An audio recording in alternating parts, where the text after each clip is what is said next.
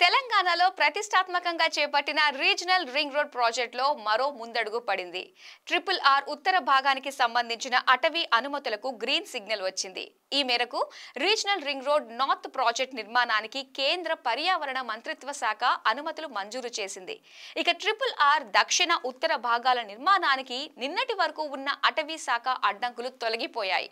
Regional ring road ఉత్తర భాగానికి ప్రధాన సమస్యగా ఉన్న అటవీ భూములకు సంబంధించిన అనుమతులను ఇస్తూ ఇందుకు సంబంధించిన సమాచారాన్ని రాష్ట్ర ప్రభుత్వానికి తెలియజేశారని ప్రకటించింది కేంద్ర పర్యావరణ మంత్రిత్వ శాఖ.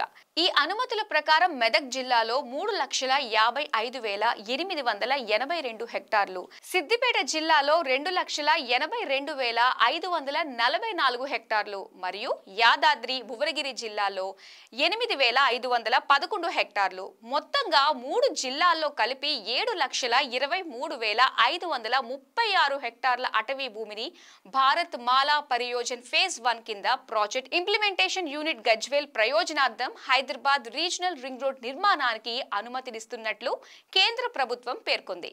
అందుకు సంబంధించిన వివిధ నిబంధనల అమలుకు అనుగుణంగా అటవీ అనుమతులు లోబడి భూసేకరణ చేస్తామని పర్యావరణ మంత్రిత్వ శాఖకు తెలంగాణ ప్రభుత్వం స్పష్టం చేసింది.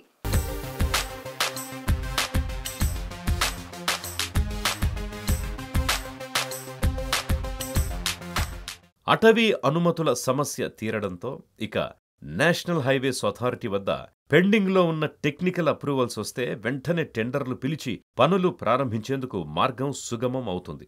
ఇక రీజనల్ రింగ్ రోడ్ ఉత్తర భాగానికి సంబంధించి ఇప్పటిదాకా 90% భూసేకరణ పూర్తయిందని, కొన్ని చిన్న చిన్న కోర్టు కేసుల భూములను త్వరలోనే పరిష్కరించేందుకు చొరవ తీసుకుంటామని తెలంగాణ రోడ్లు భవనాల శాఖ మంత్రి కోమటిరెడ్డి వెంకటరెడ్డి తెలిపారు. ఇప్పుడు అటవీ అనుమతులు రావడంతో ఇక రీజనల్ రింగ్ రోడ్డు ప్రాజెక్టుని వేగంగా ముందుకు తీసుకెళ్తామని ఆయన చెప్పారు. మరొక వైపు రీజనల్ రింగ్ రోడ్డుకు సంబంధించిన భూసేకరణ వేగవంతంగా చేయాలని తెలంగాణ ప్రభుత్వం భావిస్తోంది. వచ్చే ఏడాది RRR నిర్మాణ పనులకు శంకుస్థాపన చేసేలా ప్రణాళికలు సిద్ధం చేస్తోంది రేవంత్ సర్కార్. RRR ప్రాజెక్టు నిర్మాణంలో మరో ముందడుగు పడ్డంతో రియల్ ఎస్టేట్ రంగం సైతం అలర్ట్ అయింది.